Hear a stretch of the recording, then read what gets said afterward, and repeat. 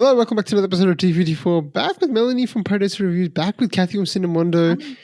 We are reviewing Kishkindha Kaandam, a movie that came to streaming recently, which I think there was some buzz about. I think I had seen the trailer for this movie, so I knew a little bit about it. But honestly, I didn't catch it in cinema here. I didn't even know if it came to cinema here. I think it came to cinema a bit later, like once it started getting some traction. I'm not sure, but it just wasn't on my radar to watch in the cinema. At that time, I was a little bit busy, so I didn't have time to watch it. But man, oh man, oh man, I am so glad this came to streaming.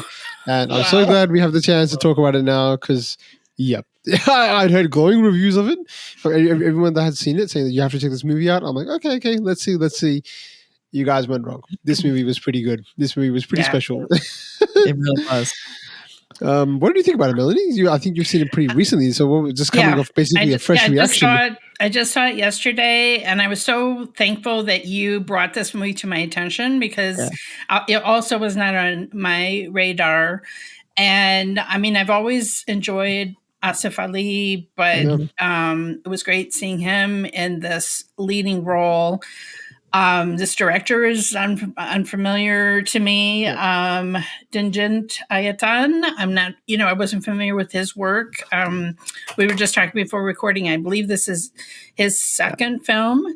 So it's pretty amazing. Okay, I'm just going to say up front, we're going to get into massive spoilers because it's the only way that I can talk about this.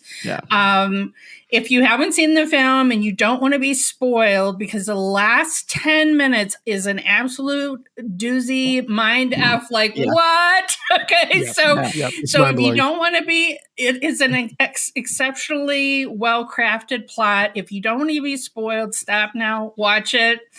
I think in the U.S. it's available on Hulu, and it's also, of course, on our favorite Enthusiasm. But anyway, I'm going to get into spoilers. To me, it was sort of a backwards Memento or Gagini, right? Yes. So where Gagini, there's no short-term memory, and you have to keep writing notes because he can't remember things longer than 15 minutes. The opposite here is where long-term memory for the father of Asif Ali's character has Alzheimer, is losing his long-term memory. So also similarly writes notes for himself. When someone comes in, he has separate little notebooks for different people so that he can flip through and be like, okay, I should ask him about that knee surgery, whatever, and so it's like a retired army guy. There's this whole, the movie begins with this drama of a missing gun, which I had to tell you from the U.S. was fascinating. Fascinating, really. All of this, that because there was an election coming up, everyone had to turn in their guns. Even retired army officers who happened to have kept their pistols had to turn into the police their guns, if only in the U.S. If only. And so there was this whole drama. The son, played by Asif Ali, is getting he's just getting.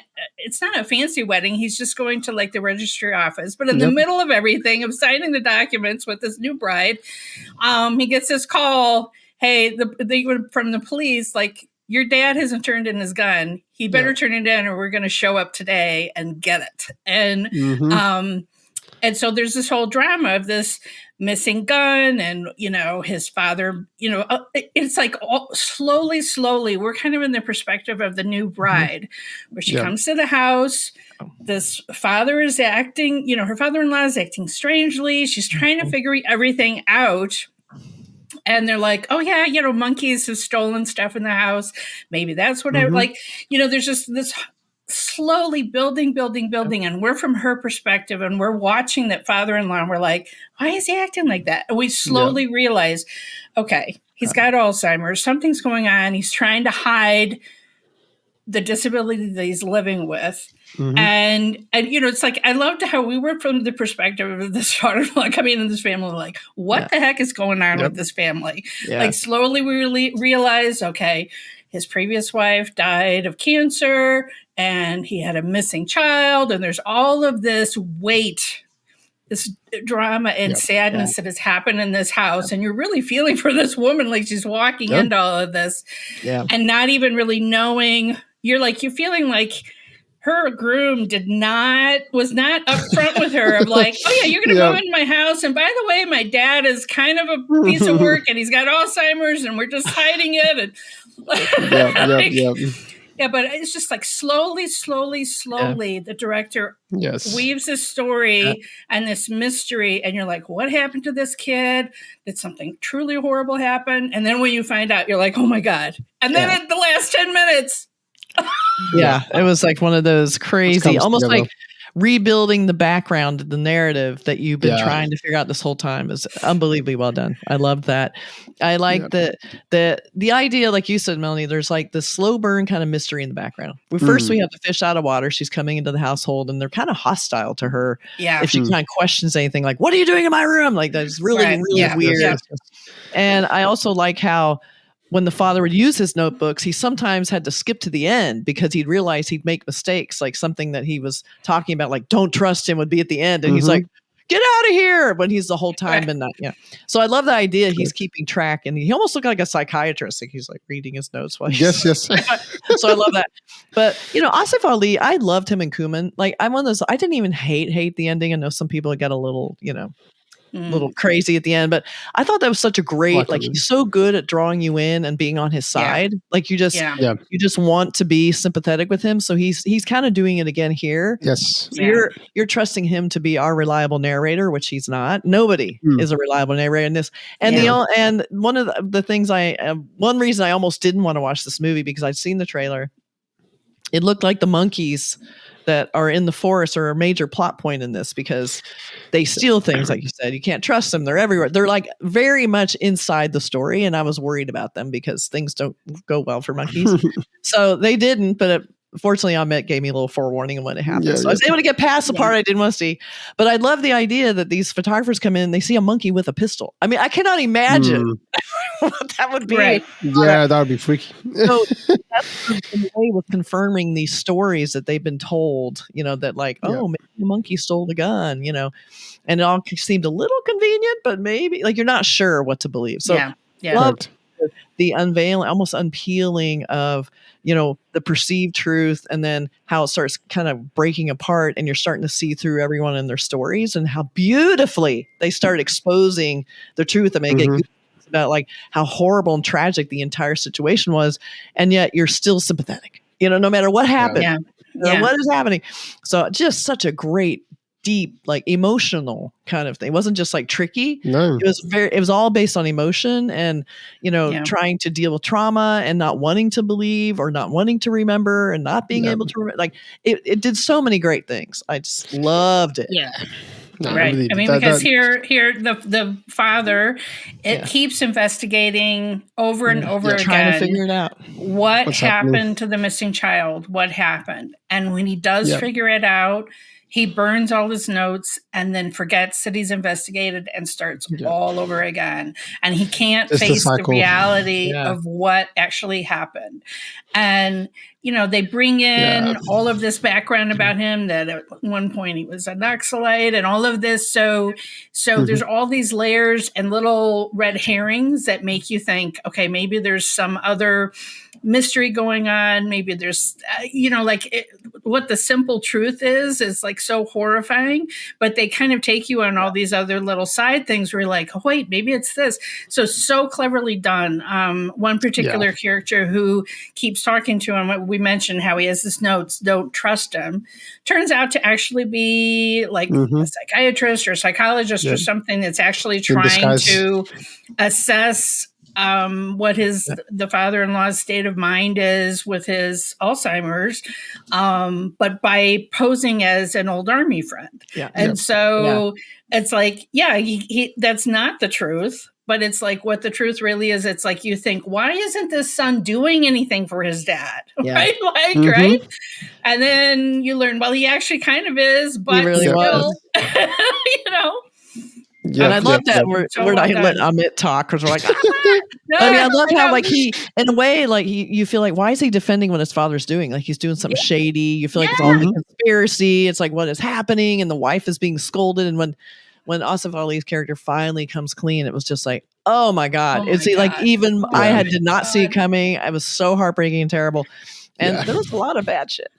That's the kind of stuff really where was. you almost envy the father not being able to remember. I would almost rather be that. And that's sort of almost the context of the film is like, don't want to remember what happened, Yep. Right. It's almost like a saving grace for him. But no, this movie, I mean, what you mentioned, Melanie, the part that I liked most about it was a slow unraveling. Like, there's so much mystery in this movie because you don't really know what's going on for 3/4 of it. Like, you just, for even more, like until the last 20 minutes or something like that, where it gets to the point where I think, after they dismiss the case for the gun, the police officers are like, oh, who, gave him a gun when he had this condition? And they're like, we're going to be in trouble here, so let's just dismiss this case altogether so we don't get in trouble and save our faces. And his friend sort of mentions, yep, cool, we're off, everything's fine. I think, all right, cool. That's sort of the ending. All right, this is a nice kind of movie, but there's got to be more here. And then I see the time and I'm like, 10 minutes? Like, what's going to happen here? Like, how are they going to wind this movie up? And then all of a sudden, they start to go into the backstory.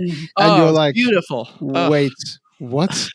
Wow. Whoa. And the way I loved how they played the same scenes again, but with the additional context. So you're like, also now now we finally understand why he's burning all the papers, which we didn't know what they were, right? They kept showing that scene. He's doing it in broad daylight. I'm like, what is he doing? And because I guess they play into some kind of stereotypes too, because sometimes you think, all right, there's a woman coming to the house. They're not really, they don't really let her into too many secrets of the family protection and stuff like that. So you think, okay, this might be a family that's a bit, rigid.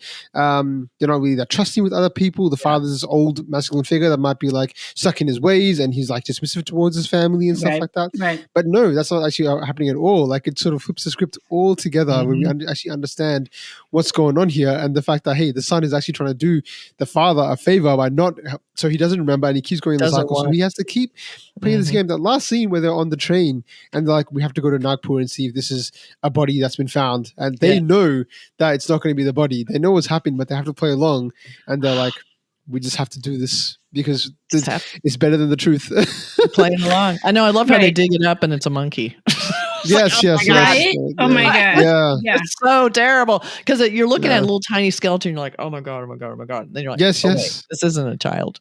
But this is even really the other scene where they go to hospital, like I think it's in Karnataka somewhere, and they go to hospital and they open up the morgue, and like we again as perspective of the newly bride comes in, and then the wife now, and she's like sort of looking on, and we're worried like what's going to happen here? Is he going to see his son? As if Ali knows that's not his son, but he goes in there and he still sees that, and then really but he's good at play acting. Like I'm so hesitant to come up and look and. As anyone would, are you still going to be looking at the dead body of a child? Like, correct. It's so good. Correct. And just really powerful. It was just so well crafted. And I felt like it said a lot about family secrets that you wish that you could forget. Yeah. And also some of the blessings about Alzheimer's. I have not had Alzheimer's in my own family, but I've heard stories of like they forget that their partner has passed on, for instance, right? They think their child is their wife or their husband, whatever. And so they kind of get to live in a state of bliss of not having that grief for that time. And so sometimes you correct them and sometimes you just go with it and let them have that moment. And so it was sort of like that. I mean, it's a tragedy having Alzheimer's in your family. We've seen other Malayalam films deal with this, famously Mohanlal. But I thought I have never seen a movie deal with it so creatively. As I said, it's very much like Gajini, but a flip. Correct. Yeah. And just so well done. Yeah. Definitely. I like how you compared it to Memento, because that was sort of you're conditioned also to see a movie like this, like, oh, the terrible crimes, or it's a big scary thriller, but they kept it very like slow burn and emotional, so it became a Memento with like some heart, because Memento is very, Chris Nolan in general is very chilly, they're not trying to be super emotional. So I did like how they played around with that, and also the fact that here's this man who's forgetting all the time, and they are having to play along with the forgetting by also sort of forgetting, and then it was very complex, and I love how they did that, and they did such an elegant job of it, and cinematography was gorgeous. It was all very bright, like it wasn't like dark, scary mystery. It was all just beautiful and sad, very grounded, but like full of nature, and just seemed, oh, what could go wrong here? Well, a lot. Just like, well, yeah, I mean, in Memento, other people are using the short-term memory loss disability to use him to kill people, right? He's being used. And here you have people who are just letting him continually forget and have to rediscover hard truths and then forget it again, and just in a way protecting him from not reminding him of what the reality is. So, it's really, it just like, they're still sort of manipulating his illness, like Memento is, but it's for his own protection in a way. And to keep, to keep the secret also, it does serve the son as well to keep the secret in the family. Correct. Right? Yes. So, yeah. And even like there's so many different parts of this movie, because we've talked mostly about sort of the father, and Asif Ali's performance was amazing, but the father's performance, Vijayaraghavan.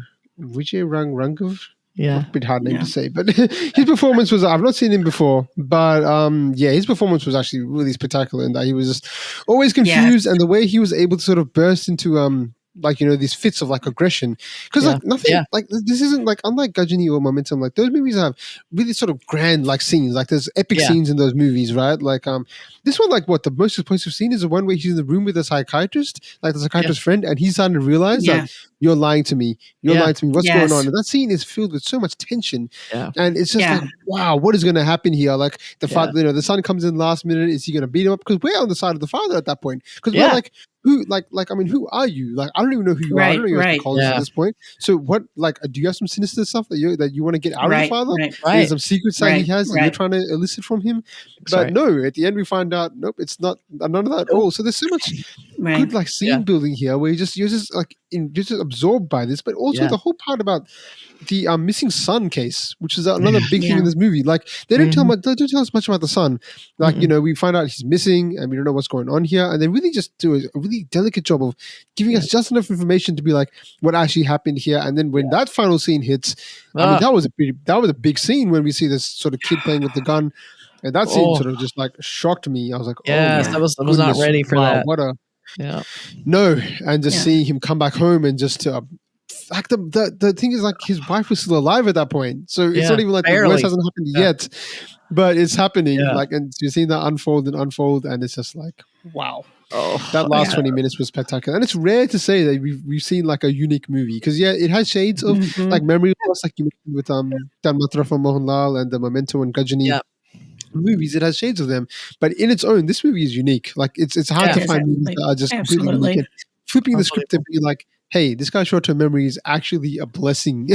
Like he doesn't have to live with the pain of having to find, the missing son.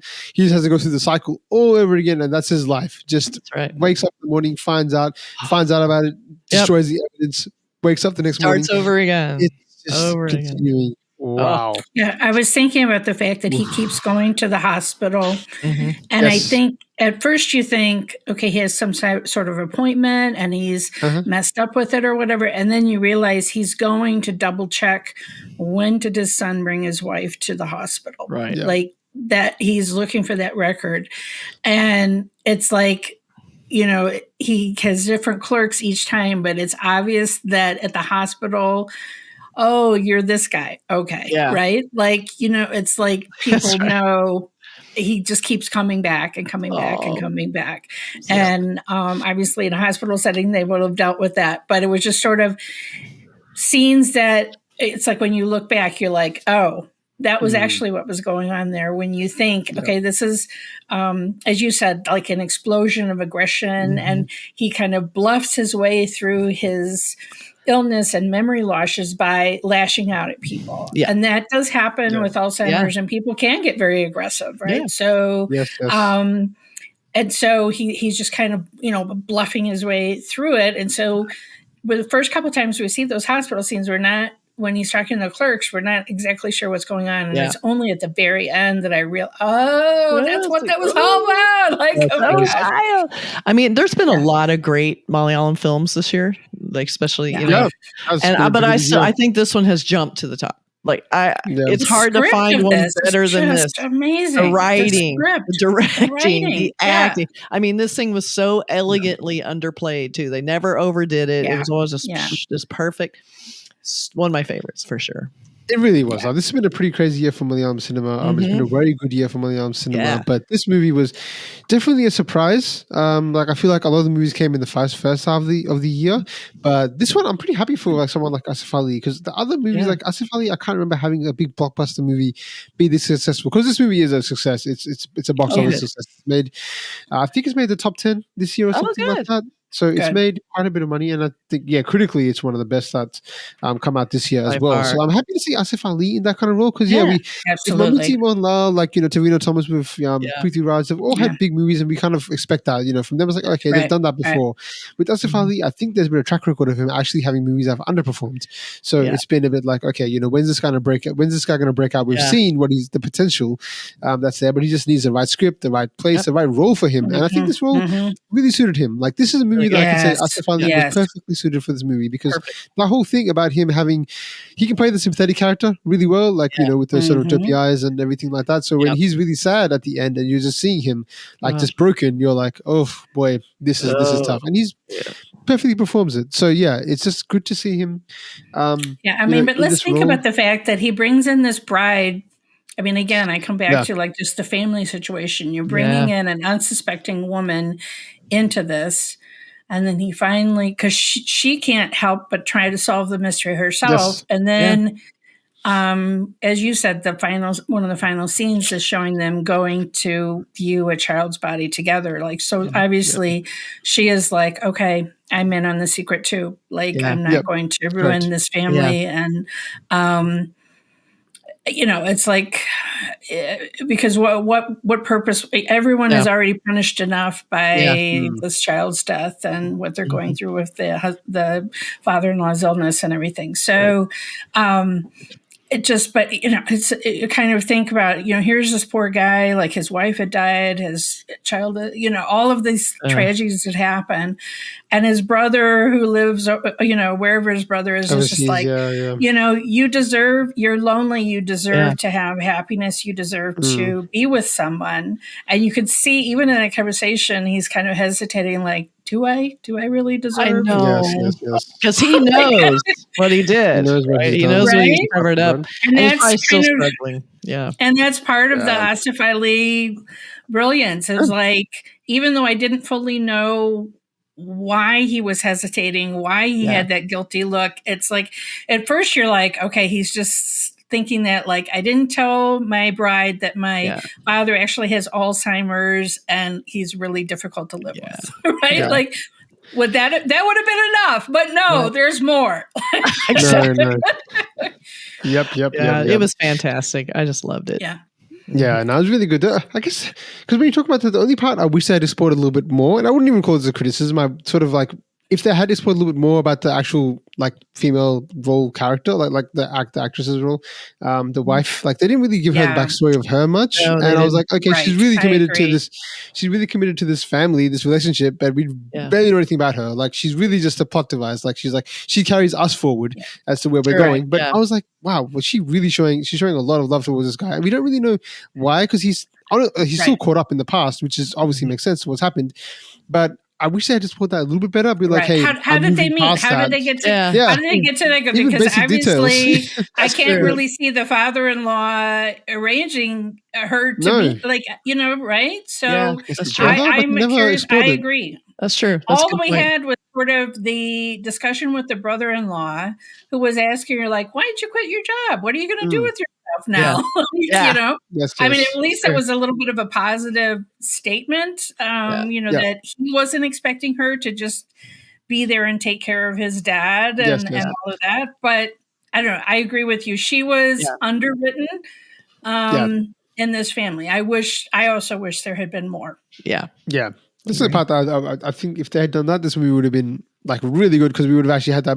The emotional connection was there with Asif Ali's character and his family in the past. Even though we didn't know what happened, there was still like, it's a son missing. And the father-son relationship was there. The one that was missing was, I think, the wife and the husband relationship.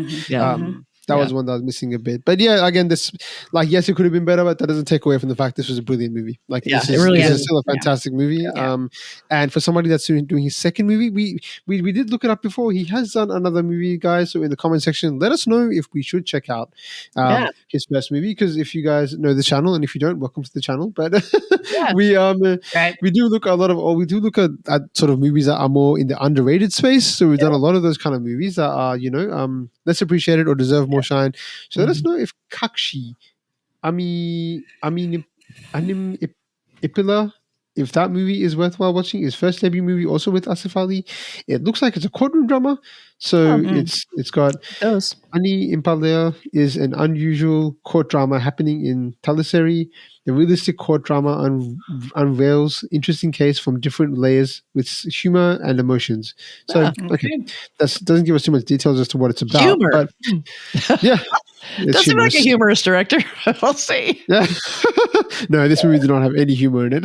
No, there's no humor. Not a lot of levity. No, not at all. But thanks a lot for joining me, guys. I appreciate it. So everybody go and jump onto Paradise Reviews with Melanie. Check some other reviews out. Check out Kathy at Cinemondo.